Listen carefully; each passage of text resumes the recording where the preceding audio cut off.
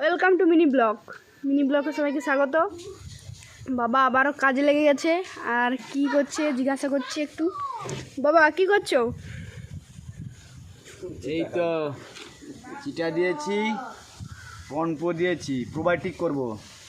গোলদা চিংড়ি ছাড়ার আগে একটা প্রোবায়োটিক করলে জলের পিএইচ ভালো থাকবে, মাছের খাদ্য দ্রবীভূত ভালো হবে।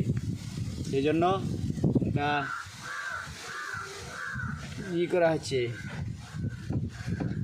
ভালো করে নাড়াচাড়া করে প্রোবায়োটিকটা 3 ঘন্টা ভিজিয়ে রাখতে হবে গুড় দিয়ে। বন্ধুরা, গুড়ের কালারটা দেখেছো? গুড় দিয়ে জলে দেওয়া হবে প্রোবায়োটিক। এইটা ব্যবহার করবে, এটা জলের মধ্যে খুব কার্যকরী হয়। নমস্কার, দেখা হচ্ছে পরে ভিডিও।